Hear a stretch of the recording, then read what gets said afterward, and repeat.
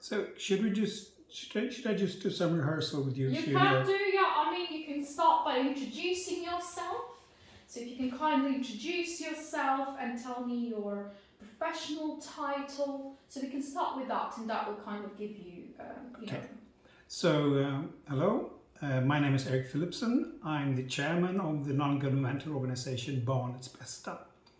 Barnets Bästa is Swedish and it means in the child's best interest. We have a value ground, and that value ground is to be objective. And in that case, we especially lean on science and law. Second is to be constructive. And the third is to support the implementation of the Child Convention, the human rights and democracy. My background is that, I've got quite a large background. So basically, I've been a toolmaker, but I've also been a journalist for several years.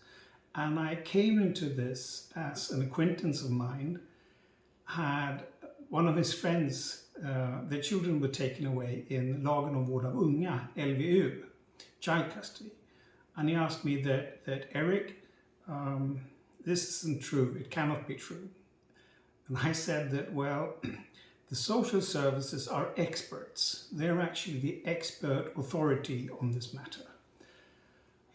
As I've been working as a journalist, doing tests, as I've been working as a management consultant, doing investigations, this acquaintance of mine asked me to investigate or to check out this investigation. And I said that, hang on there, that's going to take me something like 16 hours or 20 hours to do. And I'm still only going to find hardly anything because they're experts. But he insisted. So I actually did this, and what I found out was a horror.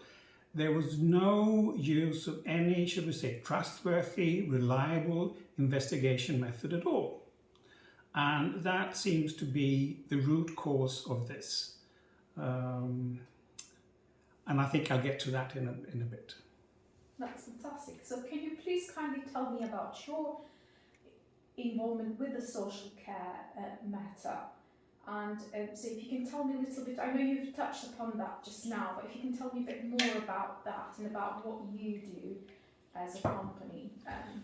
So we're not a company, we are a non-governmental organization. Yeah. Everything we do is on voluntary basis. Mm-hmm. That is on your spare time, your free time. Mm-hmm. As I said, I got involved with this because someone asked me to look into it.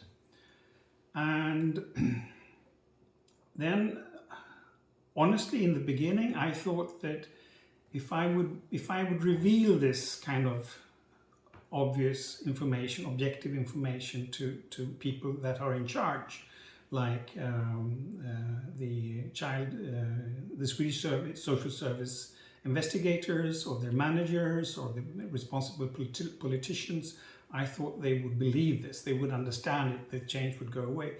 But that does not happen. And then I tried to understand why is this, why it's so difficult. One thing is I found a huge amount of scientific support for what I had found myself. Secondly, one thing which is quite difficult is that the socialtjänsten in Sweden, the social services, has the position of an expert authority on this. And in Sweden, as in most other countries, we have hundreds of state authorities. A state authority must rely on other state authorities to do their work. If they cannot do that, it becomes a very difficult situation for the whole society. So in every matter, when there's a question of what is in the child's best interest, all other authorities turn to the Swedish social services. And this makes it very challenging because the reasons for why their investigations are arbitrary or they are not obeying rule of law. So when you say they're not obeying a rule of law, could you please kindly explain a bit more? Yes. So you have the Child Convention. And you specifically, I would like to address the Child Convention Article 16. And the Article 16 says that no child should be subject to arbitrary or unlawful interference with his or her privacy, family, and home. And that the child has the right to the protection of law against such interferences or attacks. Secondly, this is just to sort of set the standard right. What is it you are about to expect from a civil society?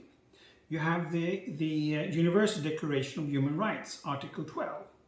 And this actually says the same. It sort of says that no one shall be subject to arbitrary interferences with his privacy, family, or home. And that everyone has the right to the protection of the law against such interferences or attack.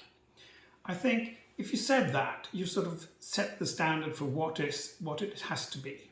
There should be no arbitrary interferences with this. Now, how is that done? That is corresponding to the Swedish constitution, which is called Regeringsformen. And you go to its first chapter, paragraph 9. And now I'll do a translation of the paragraph in that law.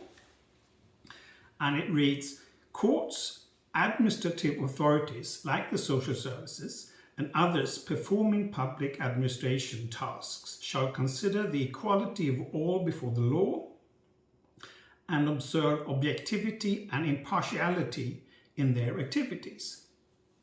So the thing here is that when there's an issue about a child, either when sort of two parents have begun a divorce and are having a conflict about it, then the social investigations are asked to go in and do an investigation to find out what is the objective and impartial best for the child in the child's best interest.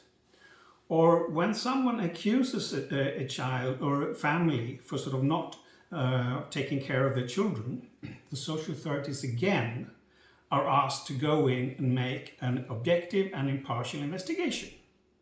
Now, if they make an objective and impartial investigation and come up with the conclusion that this child must be removed from one of the parents or from both of the parents, then that's fine.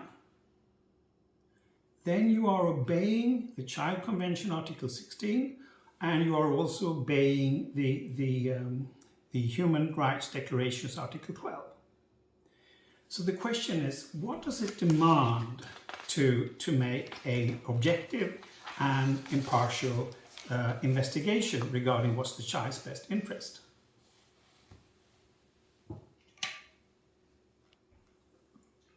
Thank you. Are you going to answer that? Yes, I thought so. So I'll tell you what I did.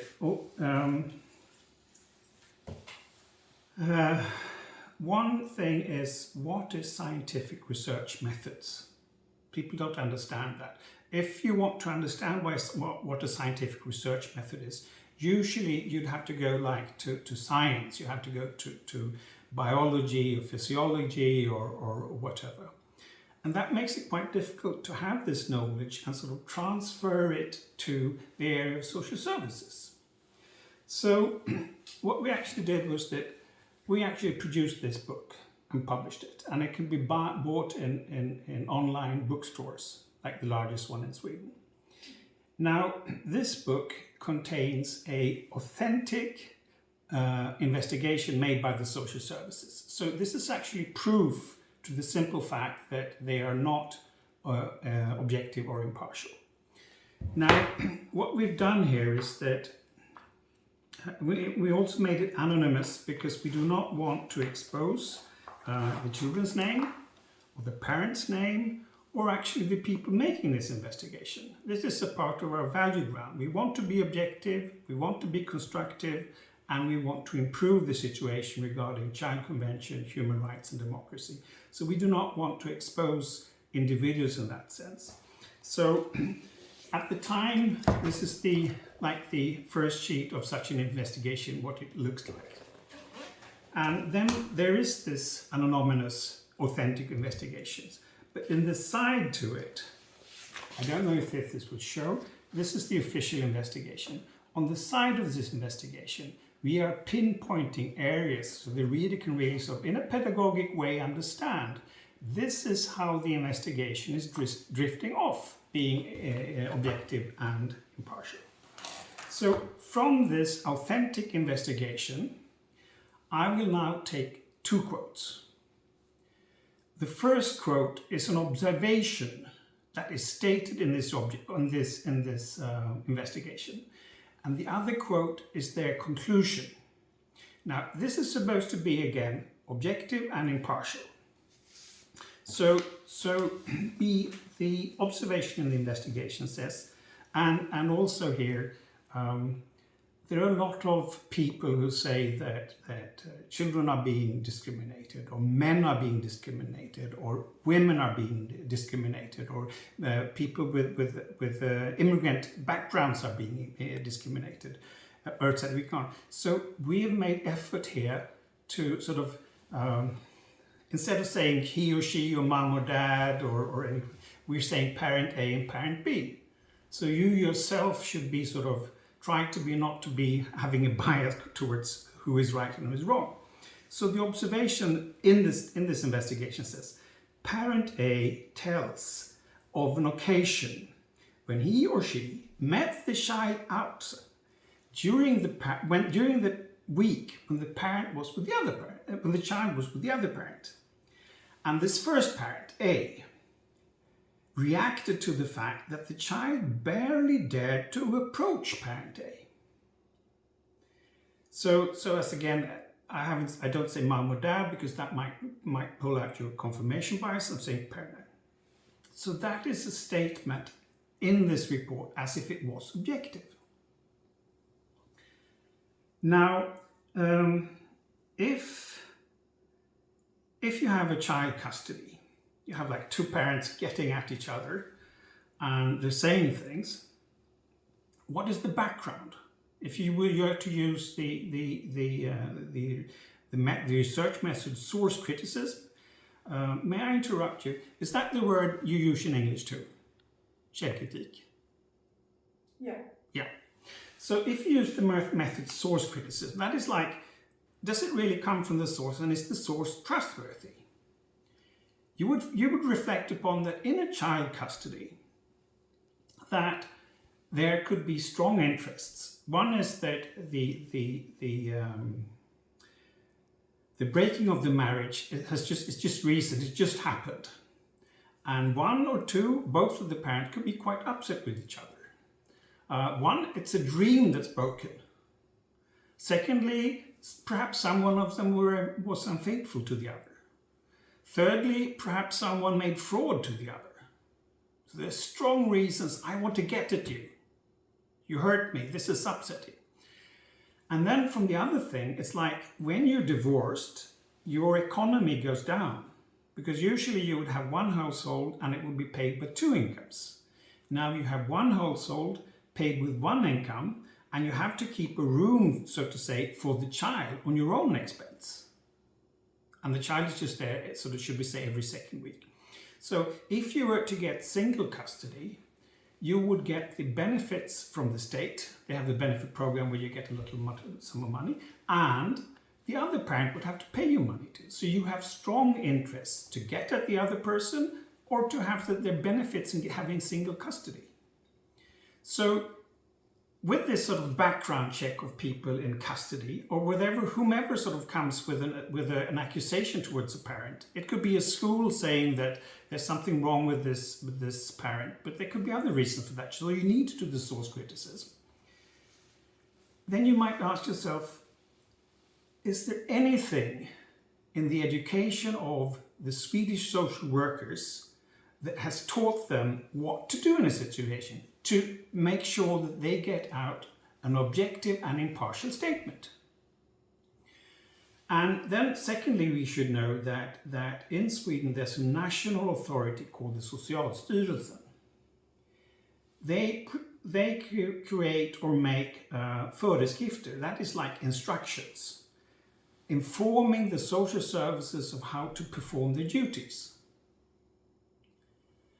if you go through their sort of föreskrifter, all of these documents, there are several of them, you will find out that they are not concerned at all whether the information the social services will put into the reports are objective and impartial, or how to get there. And the only way to doing this is by applying scientific research method. That is one way of putting it. The other way of putting it is to say you should not apply investigation ways that science already knows creates arbitrary investigations. So in this statement, the social services have no proper guidance on what to do with it. And in this case, the statement is just taken as objective and impartial just because one parent said it. They didn't do anything at all to investigate whether this actually was a true fact or not. So for the interview, I prepared a handout, you could say, or a picture. Hopefully we'll see if you can see it. In dialogue with the leading experts on such investigations, we've been able to identify 8 absolutely necessary scientific research methods that has to be applied in such investigations. They are listed here. These 8 methods must be applied in these 6 investigation phases. This is not the time to go through them, but you will find them in the book and they'll be applied. Maybe I can show you just a short handout of that. You can mention the name of the book as well. I may put it into my article so just that people can find it easy. So again, jag tycker synd om dig, sitter och håller kameran. Nej då. Okay. Det här är för barnets bästa. This is the book. And the name of the book is Utreder socialtjänsten för barnets bästa. And the subtitle is Bedöm själv en anonymiserad barnutredning. If I do a quick translation in English, it's a rhetoric question. It says, does the social services in Sweden investigate on behalf of the child's best interest? And you are asked to judge yourself of an authentic but anonymized child investigation. So I showed you the way it's trying to, in a pedagogic way, convey the lack of research methods.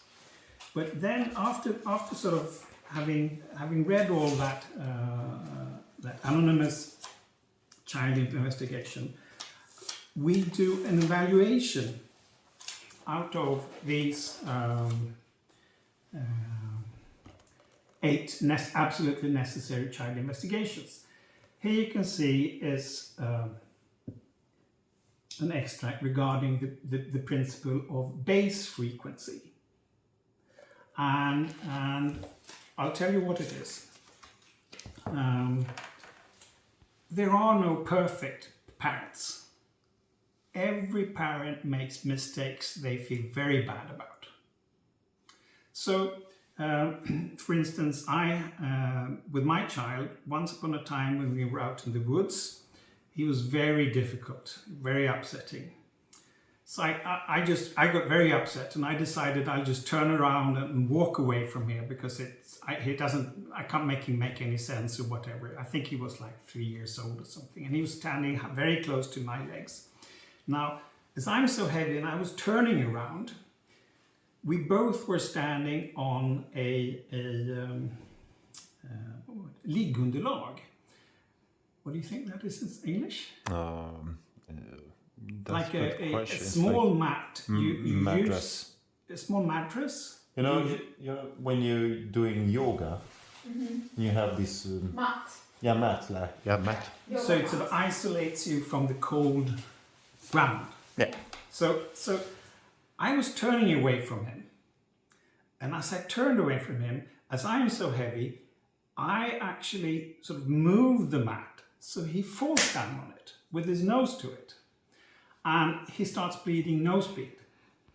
His nose starts bleeding. And as the mat does not absorb anything.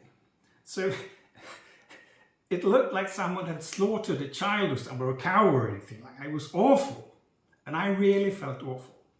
Now, the thing is, if I did this once, it of course wasn't in the child's best interest, but that does not make me a bad father or a bad parent. So the thing is, if you are able to list things where you might say that, oh, this wasn't a good thing, then that is not enough with base frequency. Base frequency is about, okay, how many times has this happened? Now, if I had done that once, that is okay. Okay, I mean, of course, if I had sort of, let's say I had injected heroin into the child, that would never have been okay? But if I did this once, that is okay. And so what this sort of summary says here is that it says that, okay, there are 9 important statements or observations in this investigation. Now, 5 of them, for them you should have applied the method base frequency. So 5 of them, and if you applied that, you would come up with the conclusion that there is no difficulty here.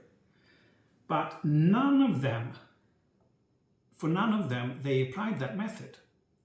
So what happens is that you get caught, you become their hostage in this. And then suddenly you can't get out of it.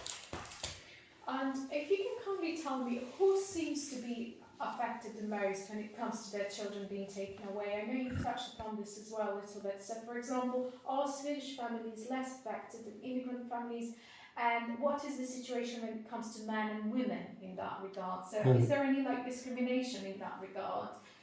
I mean, one thing is this is sort of we really try to do our sort of NGO, our volunteer work thoroughly, but we have not been able to investigate that. That demands a lot of data from statistical data from the social services, and it's not available openly, so we do not know. And as I said, we'd like to lean on science and law, and also we really try to be objective. So we try not to say things that we sort of do not know too much about. Now, the other thing is the conclusion. So here you get it. This is one parent saying that I met the child once when I was out with the other, when that child was with the other parent, and I reacted that child had a difficulty in approaching me. Now, if you go on with this, I mean, there's something called alternative hypothesis here. One thing, I mean, I've been fetching my children at daycare center. Sometimes they were just so happy to see me, they came running to me and said, oh, daddy, daddy, daddy, like that. But sometimes when I got there and they clearly saw me, they were like ignorant. They didn't care. They were sort of occupied thinking of something else. Or on other times, they could actually be upset with seeing me. They could think that, oh my God, I'm having such a good time and there's my father and that means that I'll have to get home. They could be very cross with me for turning up there.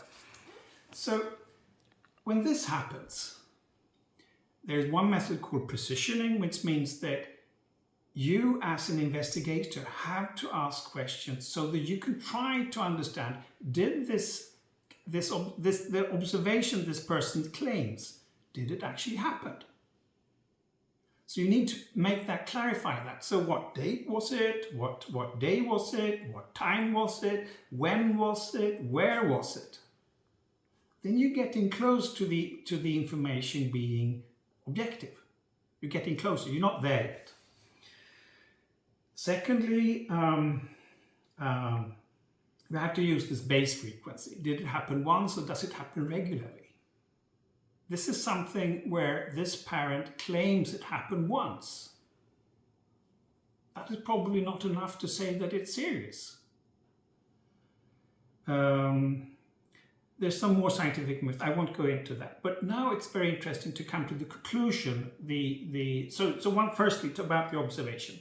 The investigators just take this statement from this parent as an objective truth. which they in LVU and so single sort of when they're sort of removing children from both of the parents could be the same. Someone says something and that is suddenly created to turn into a truth. Now, the conclusion here is that based on this, the investigation claims that parent B influences the child not to dare to feel joy over his parent A. So, how did that come about?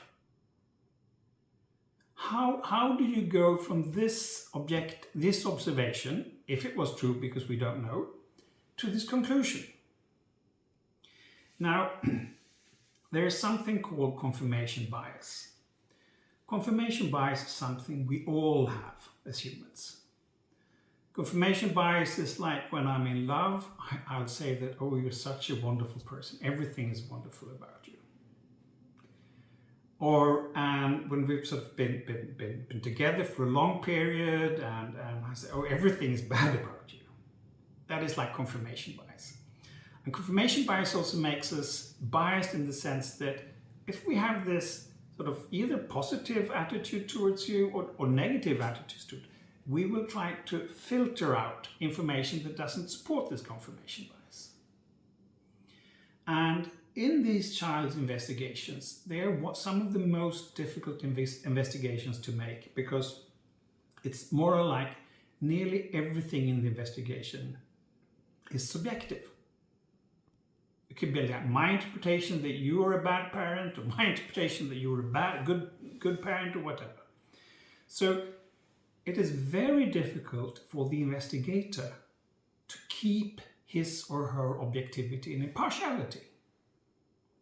So what then becomes very important when you come to the conclusion is that you are on guard towards your confirmation bias. Now the way to be on guard for this is to you have your hypothesis here, which in this case is like parent B had influenced the child not to dare to feel joy over the parent A. That is your conclusion. Now, you have to, then the scientific research method is that you have to provide alternative hypotheses to this. Like saying, Erik, that is okay, that is perhaps what you think, but could there be alternative interpretations? Now, the thing here is that when I'm doing this investigation, I have to provide in writing alternative hypotheses to this. Now, as I said, when I met my children at daycare center, they could be joyous over meeting me, they could neglect me, and they could even be angry with me. Now, this happened once, and we don't know actually if it happened because they didn't investigate whether it actually happened or not. So, could there be other alternative hypotheses here? There could be that it actually maybe didn't happen, or if it happened, it could be that yes, the child saw the other parent, but the child's mind was somewhere else.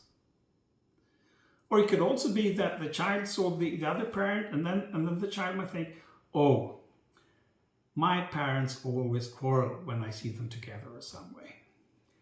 I think now I'm with my father or my mother, and this is the other parent.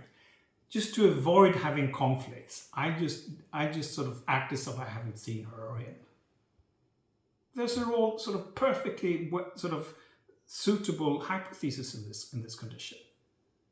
So the thing is, when you make this investigation, you have to, in writing, in the report, provide this alternative hypothesis. Alternative hypothesis is one of the absolutely necessary scientific research methods you must apply.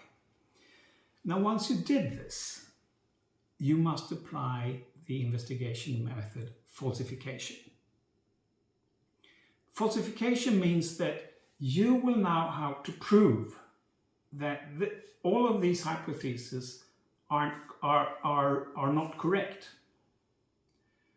So you would have to say, okay, is there anything, now if you have this hypothesis here, parent B has influenced the child not to dare to feel joy over parent D.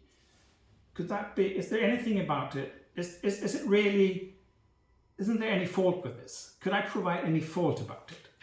And this comes into play with the confirmation bias, just because as we're confirmation biased, we are very likely to pick the argument we liked and sort of disregard the arguments we don't like.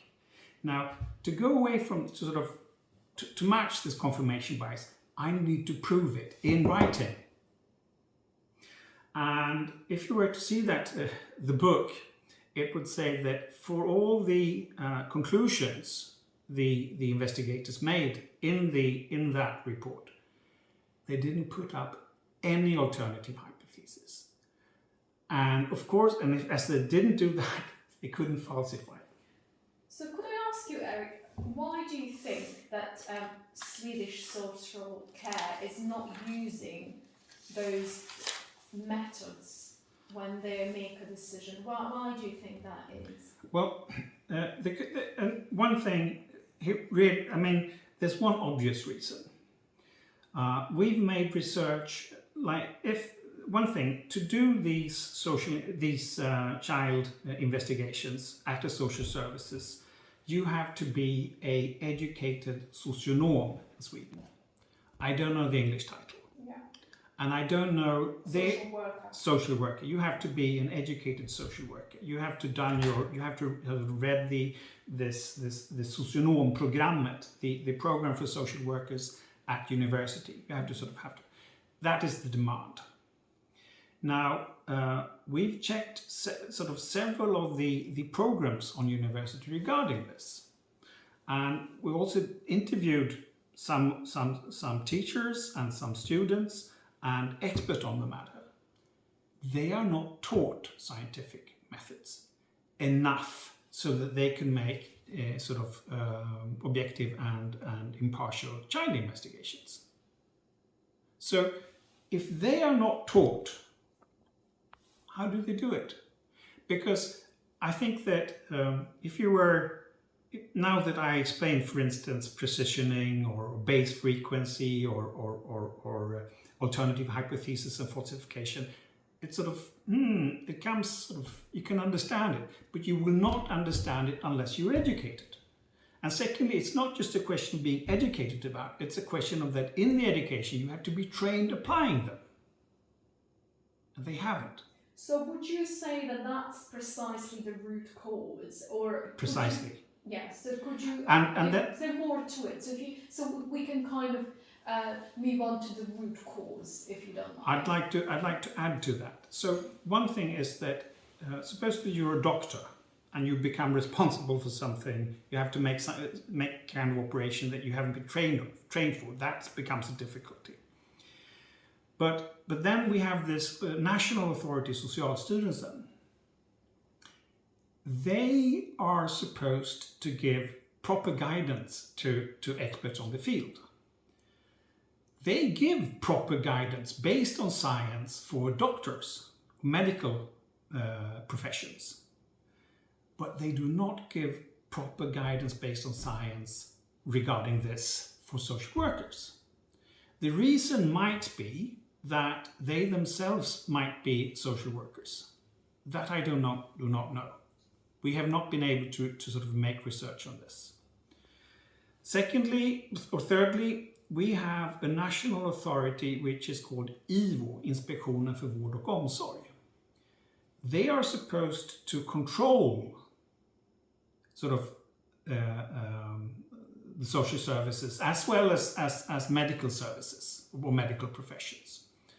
And they actually do that based on science regarding medical professions. But for some reason, not based on science from these aspects when it comes to the social services. Now, the reason might be that they too are trained socionomer, social workers. And then one might ask oneself, how come, if you want to become a doctor or if you want to become a physicist, you'll be trained in scientific thinking and methods. So why is it that the profession or the knowledge area of socialt arbete, which is the proper term in Sweden. I don't know what it's in. Why is it that they are so sort of not so well educated in this? And that could be that it is a younger profession than the other professions, and therefore maybe it's not, maybe it hasn't reached that maturity yet. I don't know. That is just a interpretation of the situation. Mm-hmm. Thank you.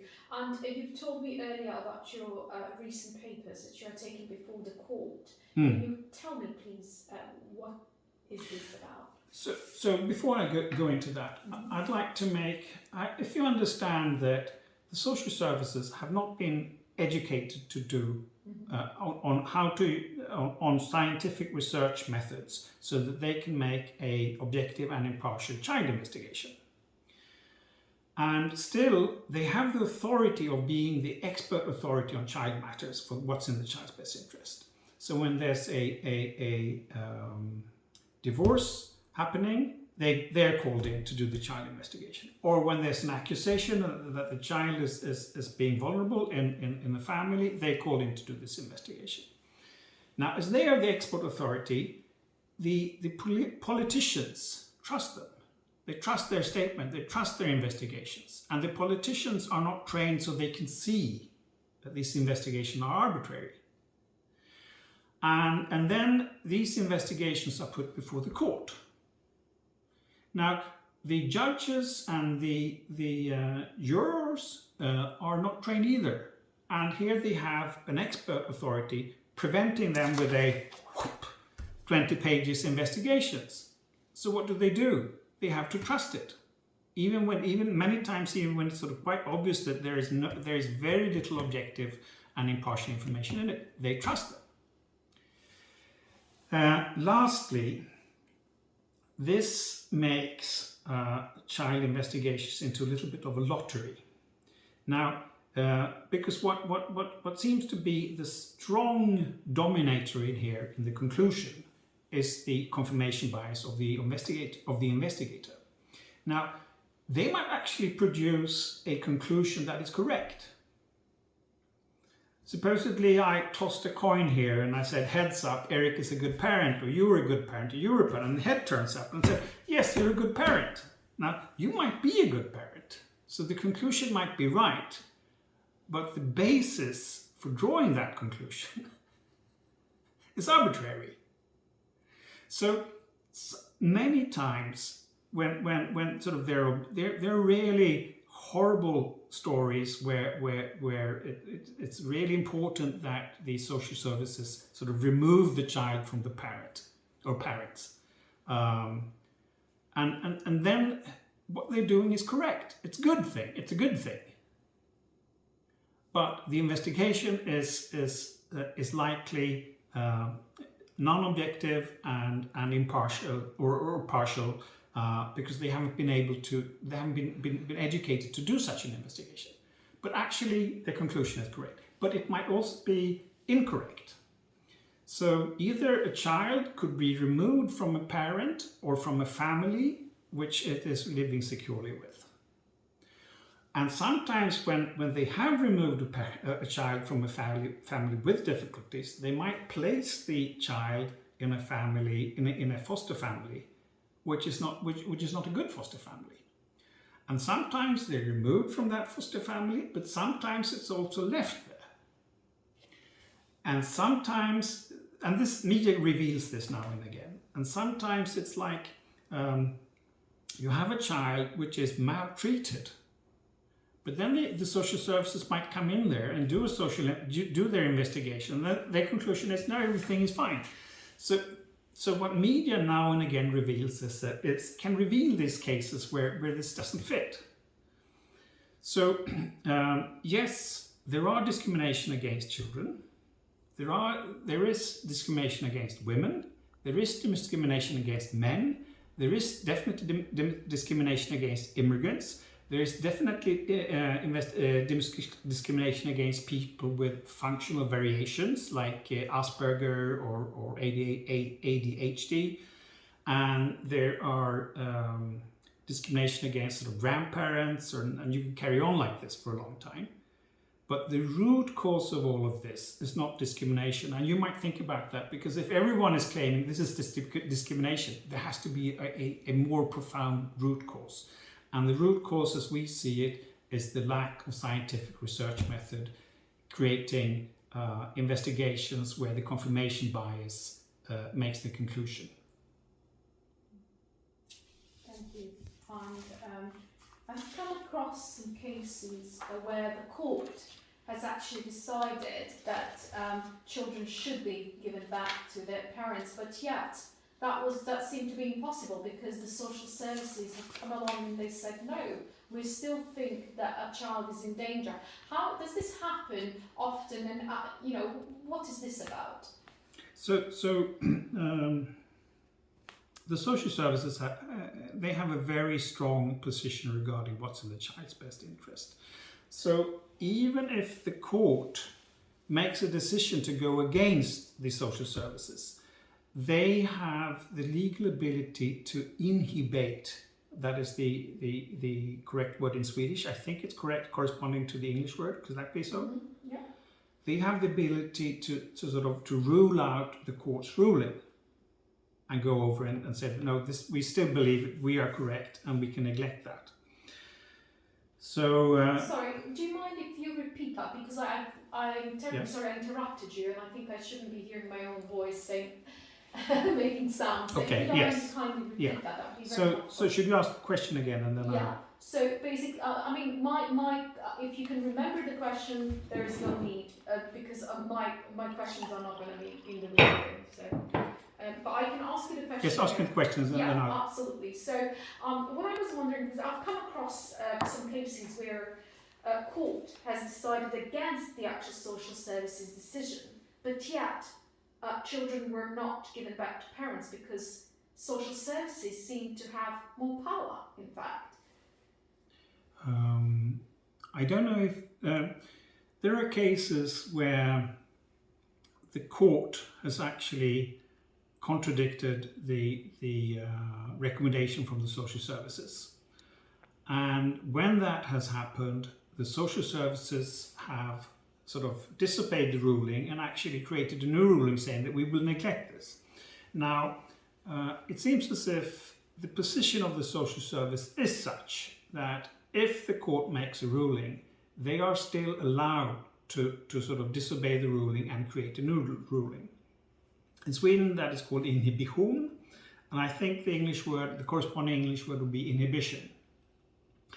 So that seems to happen. As we are an NGO and we don't have the statistics of this, I have no numbers, but there was by the Swedish state radio, there was a 2 hour long radio program about this, and they had decided that the child should not go back to its biological parents, and they won in court, and the social services inhibited them, and then they won in the second ruling in the second court, and the social services inhibited it. And I think the journalist's conclusion was that it was just because it made it into the national Swedish radio with this program that the parents were able to go against the social services. Because otherwise, if it wasn't, because this became a scandal because of the Swedish state radio. So otherwise, the conclusion of the journalist was that this would never have happened. So how is it then that social services is able to override court's decision in certain cases? So how, if you can I think that is the way the laws are written. And the thing is that, as I said, the social services have the expert role of sort of, are given the expert role of sort of knowing of what is in the child's best interest. And basically, I mean, there are several people that say that the law that you should be able to take children with force away from their parents or whatever is wrong, and I don't believe that.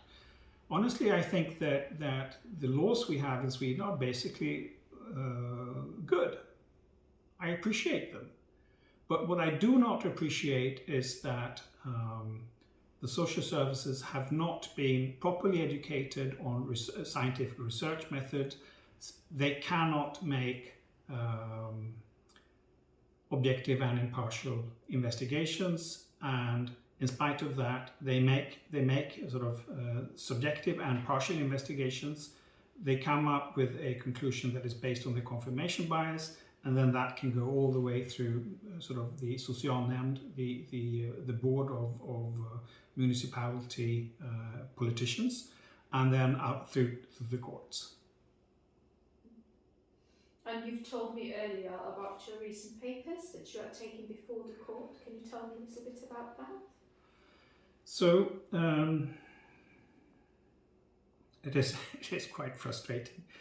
I would like to show you.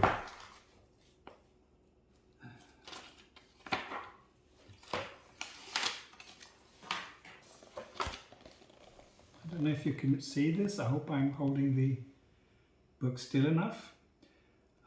These are 24 child investigations, 24 different child investigations that we went through.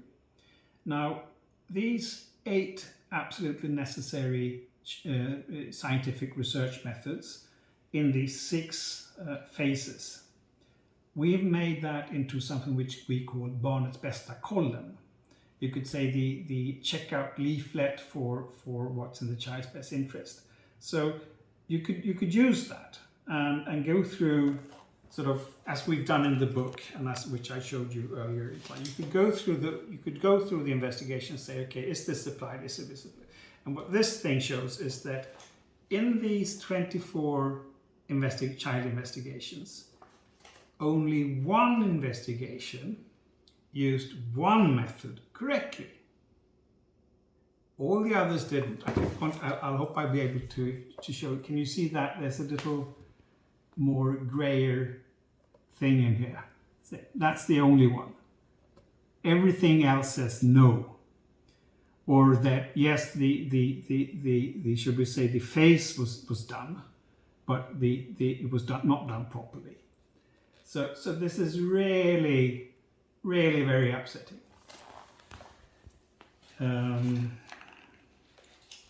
Yes, you had one more question. I think I got lost there. Yeah, so basically it's to tell me about your papers that you're taking to court. So what is this court case? To tell me about the court case that you are about to... No, I've been to 2 court cases. Okay. Apart from this non-governmental organization, I have started because a non-governmental organization has to be sort of 100% volunteer, no money involved, no one gets any payment or anything like that. So apart from that, and from these experiences, I decided to start a parallel services where I would actually accept payment. So I would go through these child investigations. Now, in court, you are easily caught up, which could be in the I don't know the word. Can you just take a pause? So you could. Det kallas omvänd bevisbörda. If I claim that you are a witch, Sandra. Yeah. Yeah. I am. Yeah. So Sandra, I have this investigation here. Yeah. 20 pages, and it proves that you are a witch. Okay. Mm-hmm. So in the court. Du får lägga ner den här så fattar du. Ja, men det spelar ingen roll. Och du vill inte ta jackan, du är inte varmt av vatten. Nej då. Jag är stillopererade ämnen snart. Ja, lite så känns det. Ja, det är därför jag tänkte få ta ner det. Nej, So Sandra, the thing is now, as the social services, I have provided so both the politicians and the court with an investigation that says that you're a witch. Mm-hmm. Now, the thing is, this is sort of, now you have to prove that you're not a witch. How can you prove that? how can I prove it? Yes. Witnesses to Yeah. Yeah. So you want to bring in witnesses to prove that you're not a witch. Yeah. But Sandra, the thing is, Sandra, I know that of course you won't take your broom and fly off to Blåkulla when there's anyone around, won't you? No. You will do that when all of us are gone. Yeah. You get the logic. I do. This is called the reverse proof burden or anything. Do you understand the wording? Mm-hmm. What would you think it's called in English? Reverse- Omvänd bevisbörda. Oh, I don't know.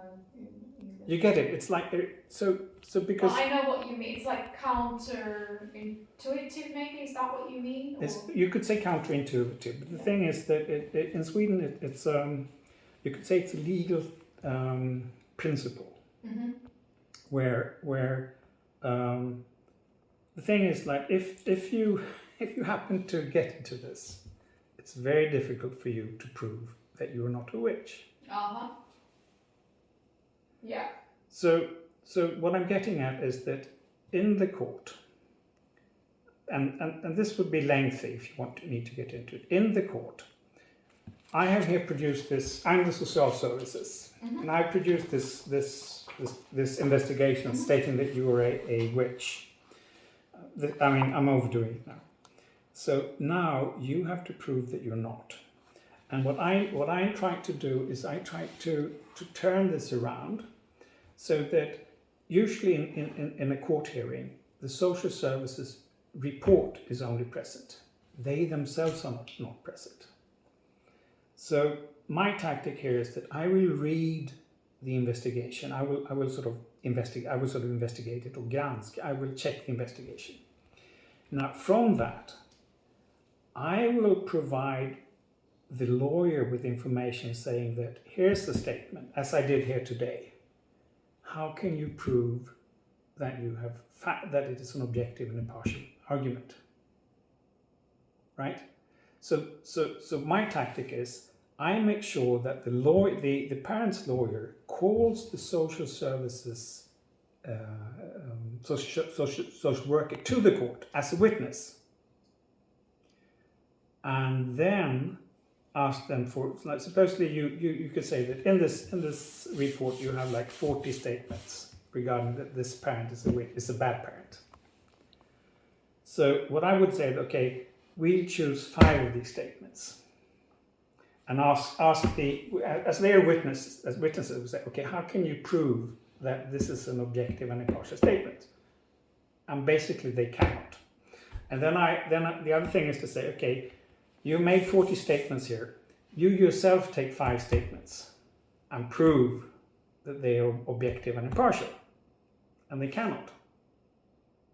Because we have this child investigation checkout. So the difficult thing here is that the lawyers are so bad. The laws are so bad, so. Yeah. Okay, exactly. So you seem to have a good way forward. Have you approached, social services and authorities with your method, and how was it received? And they don't get it. They don't understand it. Mm-hmm. So, do you have any hope that things will change? So now you maybe want to put it on. Yes. So should we leave that with the court and the counterintuitive proof question, or do you want to do it? You can do. Just literally say in a few sentences, because obviously I can't use everything. So just the most important thing that you just said about it. Yes. Is it possible that I could have a copy of all of this? Because several people would really appreciate to have it all in English, even if you sort of turn it. Yeah, absolutely. Wonderful. So once again, if this is a child investigation, it sort of by default it is subjective and partial. That it is not objective and impartial. it could still mean that their conclusion is correct. It could be that the child should be withdrawn or shouldn't be withdrawn or whatever. But it could also mean that their conclusion is incorrect. So supposedly we say now, they have made a subjective and not impartial investigation, and their conclusion is wrong. And to simplify things, they are stating that the parents are witches. What is difficult now for the parents in court is that they will try to produce witnesses stating that they are good parents. That is, they are trying to prove that they are good parents. Now, the basic principle of any good legal system is that the person who accuses you is the one who should prove that he or she is correct. So the strategy, which one thing is that we have this is the NGO, Barnets Bästa. So it should be 100% volunteer, no one is being paid or anything like that out of this. So I started a separate services from this, where I'm because we're trying to use to support individual parents and individual children, and then they have to pay for it because it takes such a lot of time. Now, the strategy is then that what you should do, instead of trying to prove that you are a good parent, it should be the social services that has to prove that you're a bad parent. That is the correct way. That is how it should be done. Now, unfortunately, most lawyers, one thing, they find it very difficult to see that the investigations are not objective or not impartial. Secondly, they would, if they had like a civil case, like supposedly someone was told that he murdered someone or made a burglary or anything. But what is important here, the tactic, is actually to call the social services, the investigators, as witnesses. And then if you use the child's best check, which can be downloaded in Swedish on our website, they should have to prove that their statements are objective and impartial. Like for this instance, in the fact that one parent saw the child with on the other parent's week and the child didn't come up. How was that an objective and impartial statement? Or how was the conclusion of that objective and impartial? And that could be very interesting, but unfortunately not many lawyers, I don't know what it is, seem to be able to dare do this. And you've mentioned to me that there is an issue with the law earlier. What is the issue with the law, Swedish law, in this regard? No, I don't think there's much issues with the Swedish law. I mean, in the regard of this social care. So you said that you've mentioned that the problem is the law. So maybe I misunderstood. No, I think you misunderstood. No, I think you misunderstood. Sure. We do not think there's much problems with the law. Okay. I mean, the problem is that the social services should be able to do a objective and impartial investigation. And as far as I know, basically the law states that in case that parents are not deemed to be good parents, that the child should be first offered to their grandparents, family members, but that's not what it's done. Can you tell me about that a little bit more?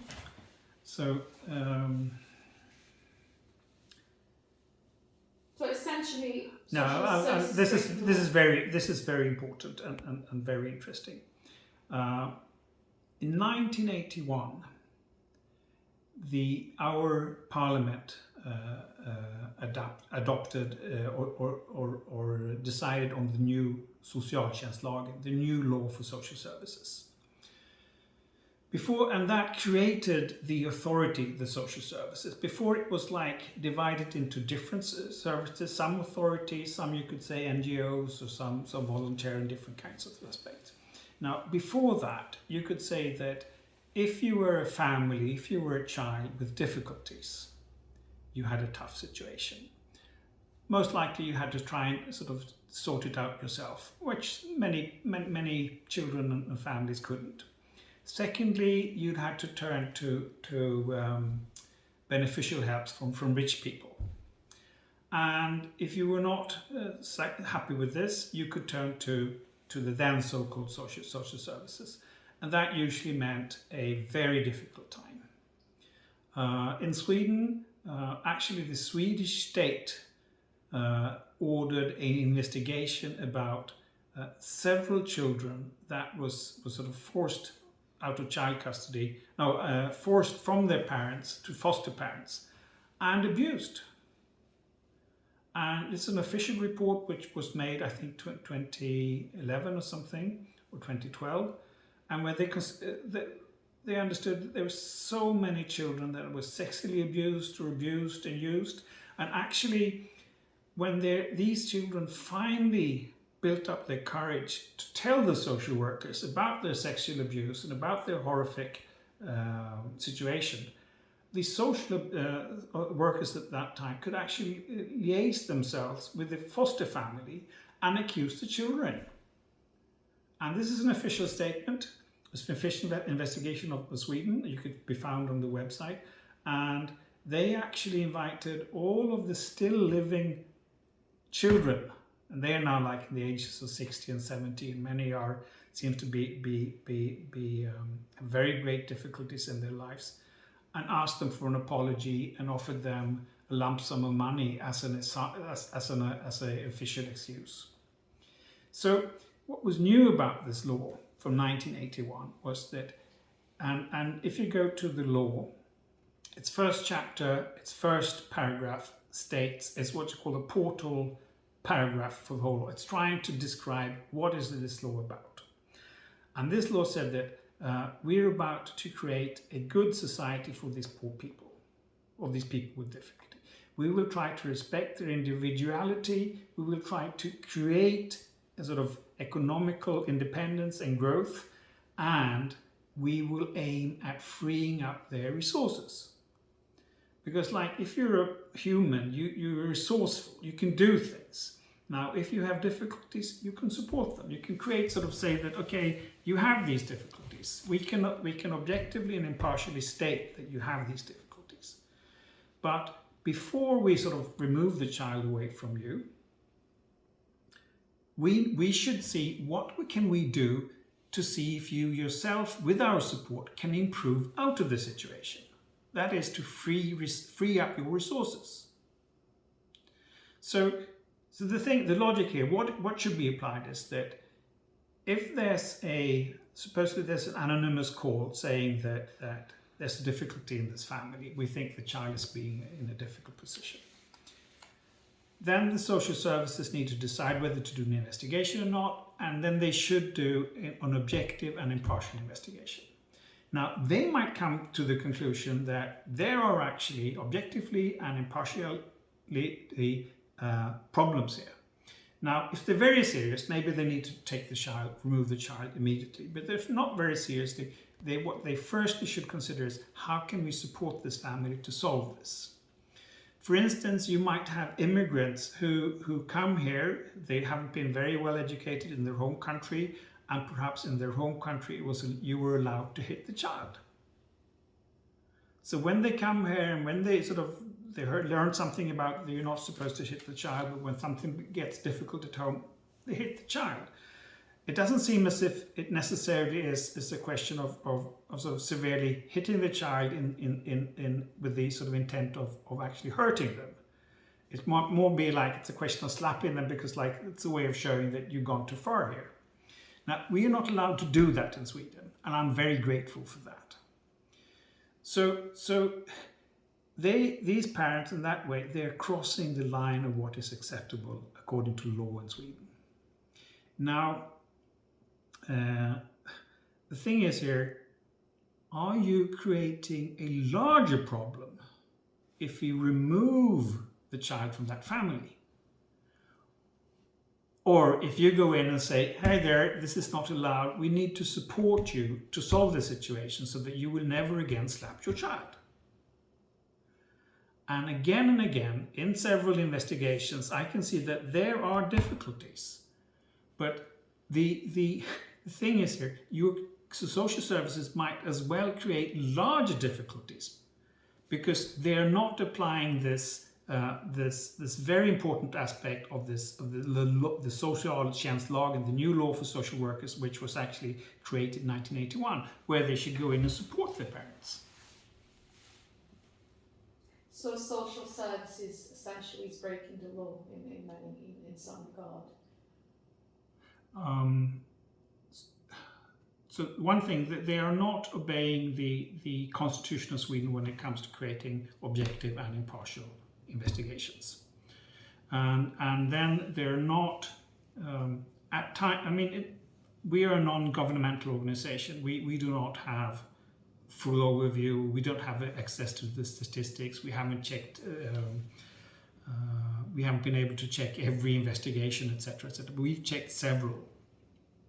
And in them, we can see that there are situations where they have created a larger problem by removing the child, or sometimes also by not removing the child, than actually by supporting this family or their parents or the children to free up their resources. So that seems to be at times not applied, which really is sad, because that was like, Sweden was well known for being for doing social engineering.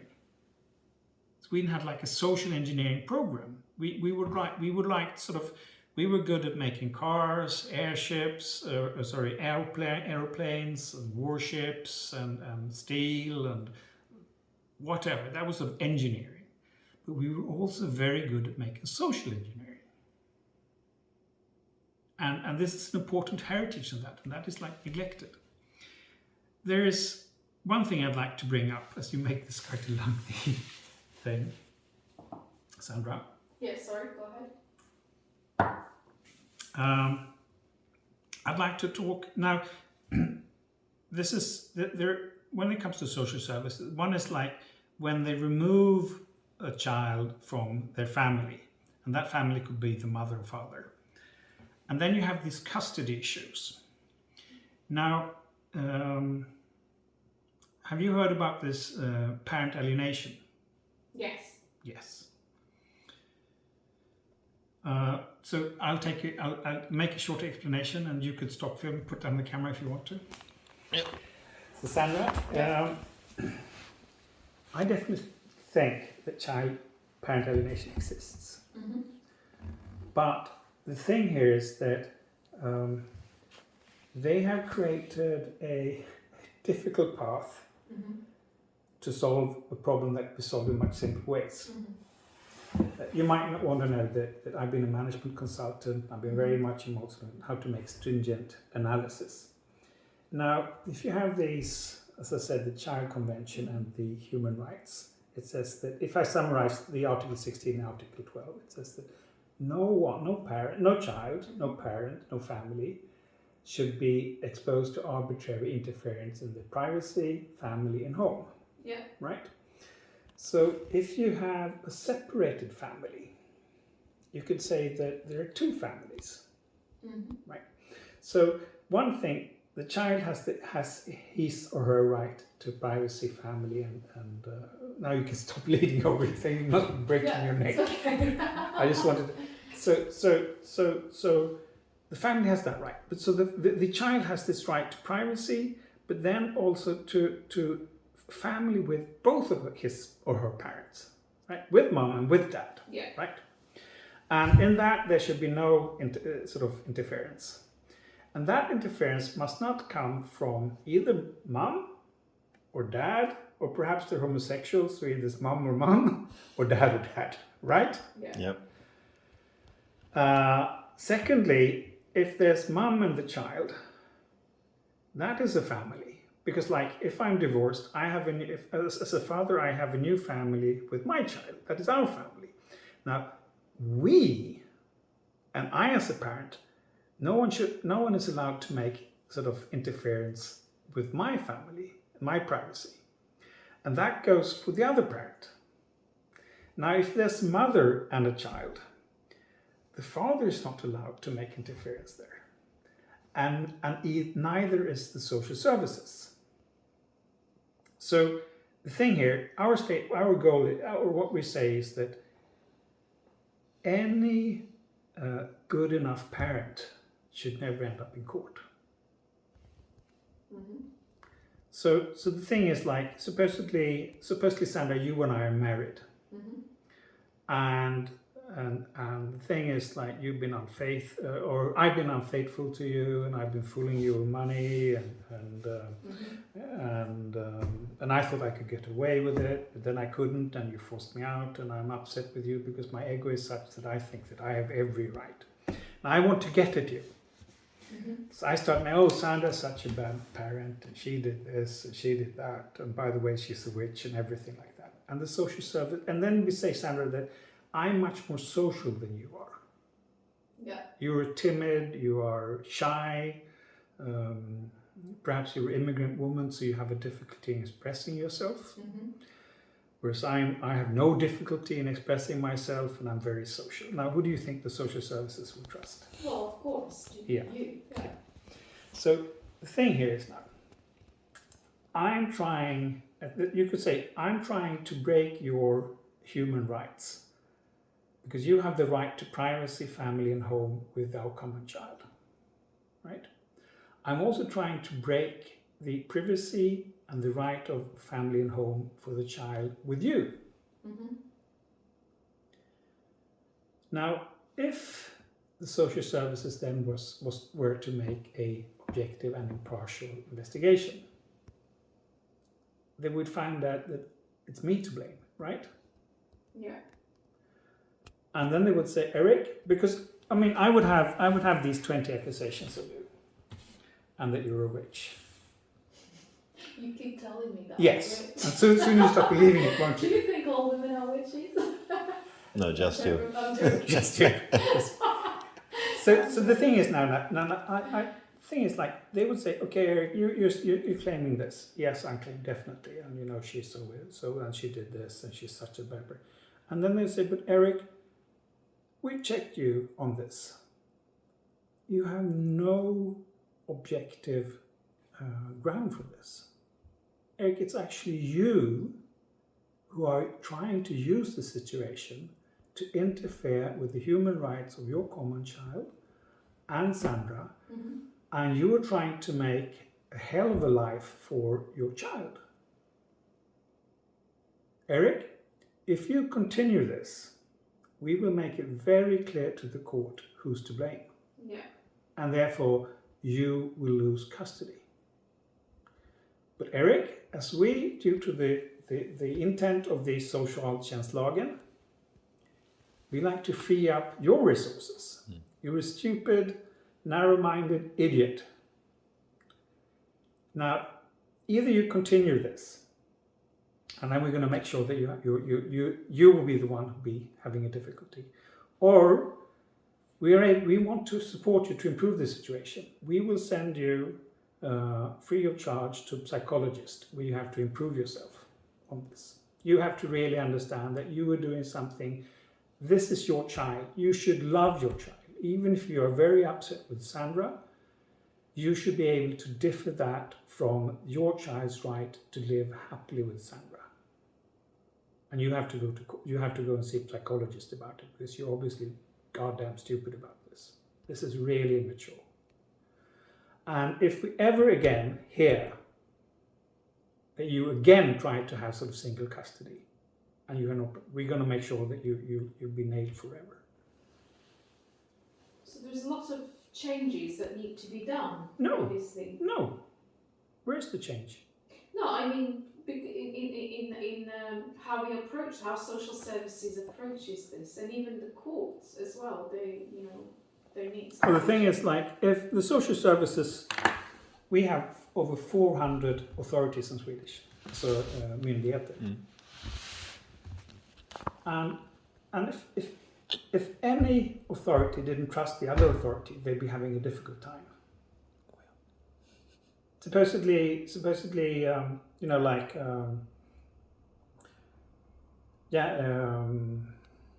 the transportation board made an investigation saying that it's best to build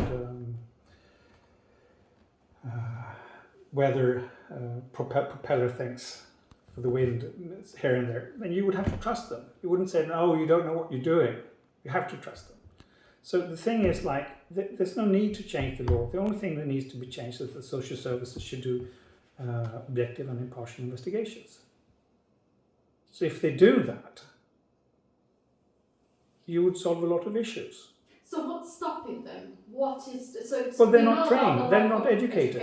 They're not educated, and the social authorities do not demand in their. I don't know the föreskrifter in Sweden is. I would say that prescriptions, but prescription is more like a drug prescription. In their imperative documents or something. You get it? Yeah. If you're a national authority, you say this is the way it should be done. So it's the Socialstyrelsen, the national authority on this, said that when you make this investigation, you need to make sure that it is objective and impartial, and you need to do that by applying these methods.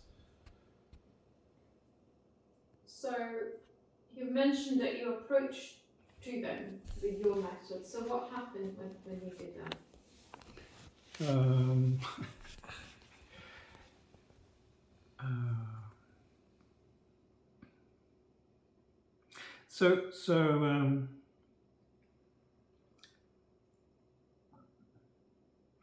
I think there's something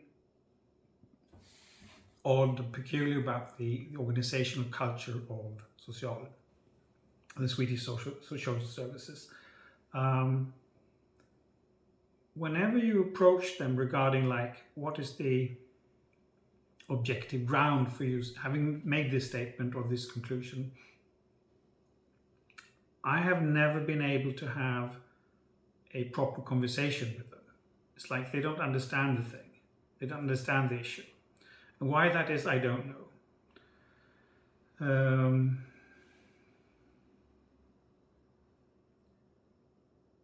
If you're putting this on tape, I think it would be nice to have this thing about divorces. Do you understand how that makes a much more narrow, straight road regarding parental alienation? Did you get that? Yeah. Because parental alienation makes it so. One thing, if you want to go for parental alienation, the court is there to say what is in the child's best interest. And if you want to go for parental alienation, supposedly I would say that, what was your name? Edis. Supposedly I would say, Edis, you're a psychopath. Yeah. Now, and sorry, I have to make that into you, Sandra, because we've been married. I'm aware. Yeah. Yeah. No, I'll say you're a psychopath this time. I'm a psychopath. Yes, psychopath. Okay. So, I'm a witch psychopath. yeah, so that has to be stated by a psychotherapist that is independent of me and you. And that can only be done if he or she has been allowed to meet you regularly and discuss with you, right? So if I'm upset with you over our separation and our divorce, I'm not impartial, am I? Yeah. I can't, I'm as much as I want, even if I'm a psychologist myself, I'm not impartial. I cannot make that statement. And then I have to try and make that statement from but look at how Sandra is doing here and there and whatever. So the thing is, like, I still would have to go to court and I would have to make my case, and it would be very difficult. But if the social services made their job by making an objective and impartial investigation, if I was making all of these false statements about you being a witch or a psychopath, I would be in difficulty, right? And you would have solved all of this. So I think that is the beauty of this, actually. Well, is there anything else? We're going to finish off now. So Yes. is there anything else important that we missed out on that you would really like to mention? And you didn't get this on tape, right? When I talked about the... Oh, that's the... de ska klippa bort det där så det är ingen fara med Yeah, No, I thought you should get it on tape. Ja, jag fick med allting. Allting? Även Ja. det? För jag tyckte jag sa att Nej, men jo, men det är viktigt att... För du vill ha inspelningen sen eller... Okej, ja, gärna. Ja, så du har ju liksom allt det här bakgrunden. Så det är...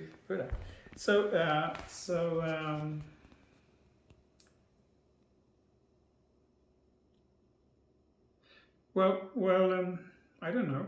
What's your message to the social services? Oh, you need to do objective, so I think the non-governmental organization Barnets Bästa's message to the social services and to people that are in charge or responsible is that the investigations can only be fulfilling the demand of our constitution, that is regeringsformen, and the demand is that the investigations have to be respect the people's equality in front of the law and be objective and impartial, and that can only happen if they apply scientific research methods, and if they do not apply research methods that science already know creates subjective and partial investigations. So, and then the other thing is, like, in a lot of these cases, it is obvious that the social engineering, the good part of social engineering, which is a part of the law regarding social services in Sweden, that is the socialtjänstlagen, where they're supposed to free people's resources. Because if you objectively and impartially can see that there are difficulties, many of these difficulties can actually be solved by supporting these families and these parents to solve them. You're creating a larger problem when you withdraw the children from it. And unfortunately, when we think of scandals, legal scandals in Sweden, we think that they were scandals that were done long time ago. Like, you would say that, okay, in the beginning of the 19th century, the 20th century, we really were awkward towards the national of Samer in Sweden. Or you would say that at that time we treated Romer very badly, gypsies. But then we'd say that was then. It was a long time ago. We didn't know as well as we do now. And then when you have scandals, you can usually find that they're individual scandals. It's like this happened to, we had someone called Thomas Quick, who I think there were like 7 or 8 court orders stating that he was a murderer. And he murdered several people. He was probably one of Sweden's first so-called serial killers. And then it turned out that there was no objective or impartial ground for it at all. And he's been freed of all of that. So either it's like it's long time ago, or if it's a scandal, it's an individual case. But here we have a modern law, which it was created in 1981. And here we have a modern authority, the Socialtjänst and the Social Services of Sweden. And they are creating not objective and not impartial investigations. And they're creating tragedies, awful tragedies for children, for their parents. And unfortunately, these kind of difficulties have a tendency to go on and sort of carry the burden over generations. And it is really very sad. And what I'd like to say is that all of these accusations seems very, very hard. You might think that it cannot be true. Now, this is quite, and then when it's such a severe accusation, you might think that it's a very difficult thing to prove, that it's wrong. It's very difficult to understand whether there's some basis for this. But actually, it's quite simple. In this book, which is named Utreder socialtjänsten för barnets bästa, the question in English, does the social services investigate for the child's best interest, is an authentic and anonymous child investigation. If you read this investigation, it should definitely be objective and impartial. If it's not, it is proof to the fact that there's some difficulty. And we have experienced that this is the same for so many investigations. And finally, there's a lot of scientific proof to it too. I'd like to show you a web page which lists a lot of this. The web page is, sorry for that, the web page is www and then vetenskapligutredningsmetodik.nu. And that is in Swedish for Scientific Research Methods Now. And this lists research, and I want to see, and all of this is just a listing of the research available on this. And all of this research proves that social service from different angles makes arbitrary interference in children's and parents' and families' human rights. So if you print this, it becomes over a 20-page long document. And all it does is that it lists scientific research. I'm just trying to make you see how long it is. Now I'll speed up. There, I got to the end. So it's 21 pages. And for some reason, this is being neglected.